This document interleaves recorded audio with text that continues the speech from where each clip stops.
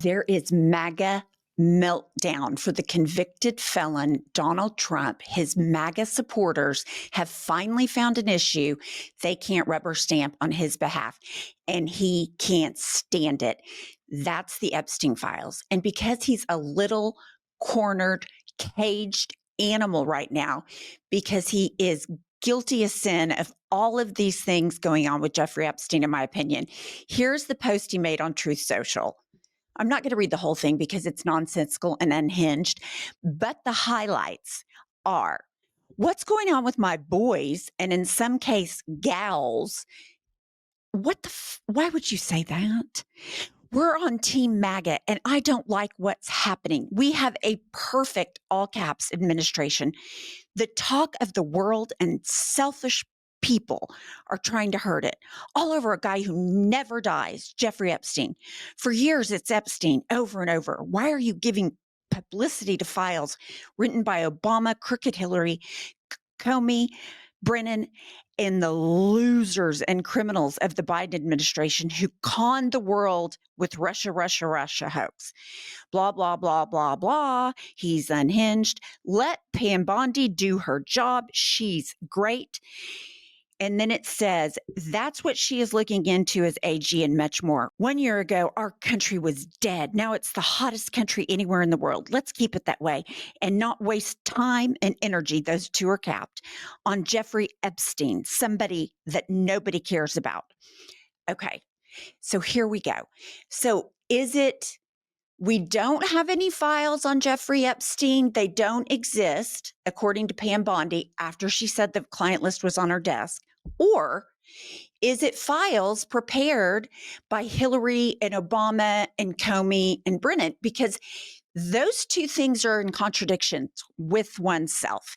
So this, he thought, because Trump is a dipshit, he thought that this would make everybody shut up and leave him alone. But oh no, starting with Elon Musk. So Elon posts, seriously? He said Epstein a half a dozen times while telling everyone to stop talking about Epstein.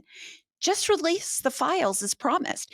That's according to Elon Musk. And this is just beyond the pale of MAGA idiocy. Nobody can put together the dots. Epstein was arrested under Trump. He died in prison under Trump. Ghislaine Maxwell was prosecuted. She's in jail during her trial. Trump's names are all over the call logs and the flight logs. Nobody seems to know about that. And now he wants everybody just to shut up about it, even though that's all he talked about during the campaign was releasing these files. So then we've got Laura Loomer. And Laura Loomer, Scoop, FBI Director Cash, and at Bonino are livid with AG Pam Bondi over her DOJ memo and the lack of transparency from her office regarding Jeffrey Epstein. Sources tell me Dan Bongino is taking the day off today from his job as deputy director of the FBI. And there's now speculation on whether or not he will return to his job at the FBI over his disgust with Bondi's lack of transparency and handling of the Epstein files. Pam Bondi has brought total embarrassment to President Trump, J.D. Vance, Dan Bongino, and Kash Patel. I'm told Kash and Bongino are furious with Bondi and the blowback she has caused them over her lack of transparency. Okay, I just want to set this straight for all the people in the back. I don't care if there's 15 AGs appointed by Trump. None of them will release the Epstein files because Trump is on the Epstein files. And over the weekend, you hear Bongino's going to quit. Bongino was fired. Bongino's back in the fold. It's impossible to know how a conspiracy theorist like Dan Bongino hasn't put two and two together. It's beyond me. I do not understand it. So then here comes Tucker Carlson. He has to put his voice in the mix. I knew that. But the fact that the U.S. government, the one that I voted for, refused to take my question seriously and instead said, case closed, shut up, conspiracy theorist, was too much for me. And I don't think the rest of us should be satisfied with that. And by the way, let me just. Okay, so in reference to the Epstein Files, Tucker Carlson's out riling everybody up. At the same conference, Laura Ingraham from Fox News asked the crowd, how do you feel about the handling of the file? Are you satisfied? And everybody said no, like clapping, screaming. I mean, the MAGA base is in a complete free fall. Alex Jones, who last week was crying about the Epstein Files. Now, mind you, he defamed parents of the Sandy Hook children that were murdered because he said it was fake and they did not really have their children murdered. They were making it all up. And he owes over $1 billion.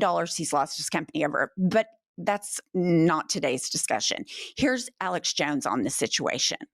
This is the big story. And this has put the Trump administration into a mega massive crisis. And Trump at press conferences and the rest of it saying, don't ask questions, triggers the ultimate Strand Effect and is insane. So I don't know where in the world they're coming up with that plan. Okay, the Streisand effect is apparently Barbara Streisand tried to remove her Malibu house from a map or something. But here's the fundamental point. He and his followers and Tucker Carlson and all the MAGA base, they're not letting this go. And for the first time in Trump's presidency, 1.0 or 2.0, he's not able to say, what you see with your eyes and hear with your ears, it's not true. So everybody quit talking about Epstein. Well, he expected these MAGA morons to fall right in line. He didn't realize they were going to keep coming because dear leader has a huge problem. As Alex Jones put it, a massive crisis. Then we go to Benny Johnson, fresh off his visit to Alligator Alcatraz, where he purchased merch, which is deplorable. This is what he has to say about it.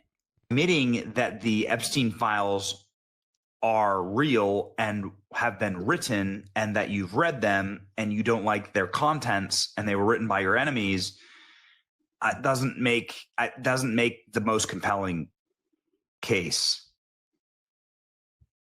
as far as I'm concerned. Holy moly.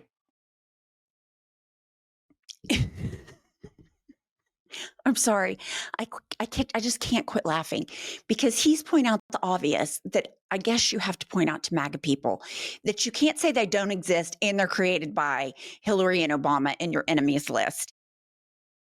Politics right now is so hard to sift through and find out what to focus on and what's important because it's like a rapid fire of different things happening every day. And that is why I so enjoy the NPR Politics Podcast. Every day, the NPR Politics Podcast team will focus on one thing and boil it down to 15 minutes or less. Think of it as your political multivitamin. This is super important because you can get mired down in so many different things, and this focuses on one so that you can really understand it. So please listen to the NPR Politics Podcast only from NPR, wherever you get your podcasts. Do you ever look at political headlines and go, huh? Well, that's exactly why the NPR Politics Podcast exists. We're experts, not just on politics, but in making politics make sense. Every episode, we decode everything that happened in Washington and help you figure out what it all means. Give politics a chance with the NPR Politics Podcast, available wherever you get your podcasts. And then moving on, after we have Benny Johnson's meltdown, everybody, I don't know why they can't connect the dots, but here's a post from Ron Filipkowski, who I absolutely love. He says, just checked back in with his post on Epstein. I've been on Truth Social since day one and never seen anything like this. 40,000 replies, 99% negative towards Trump.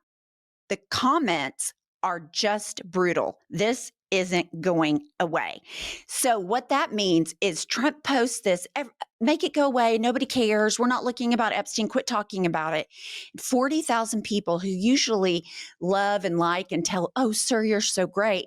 They're now saying, no, We want accountability.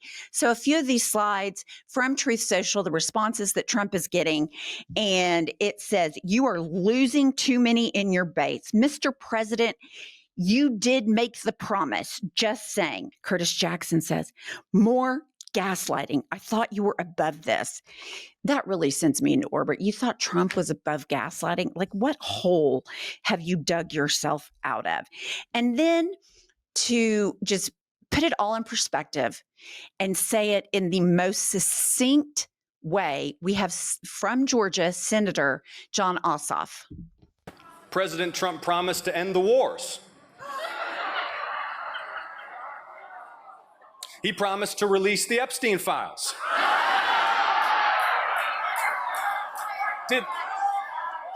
Did anyone really think the sexual predator president who used to party with Jeffrey Epstein was going to release the Epstein Files?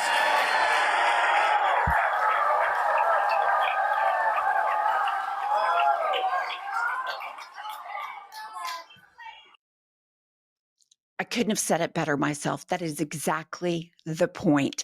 The reason the Epstein files have not been released is because of Donald Trump's involvement with Epstein. And what really kills me about all this, of course, everybody on planet Earth is against sex trafficking. But what about the children that the lack of USAID food have died in the world's poorest country? What about them? What about the people that are being sent to concentration camps? What about the little girl with cancer that can't get treatment because she is in a detention center and going to be deported? Like, where is your empathy for that? I'm glad to know you still have empathy about child pedophilia, but there are a lot more things that damage children than just pedophilia. And in the words of Senator Ossoff, why did you think that you could elect somebody that palled around with Epstein, that has sexual abuse claims for decades, and think this was going to fix the problem? I don't get it. Please like this video. Please subscribe to our channel.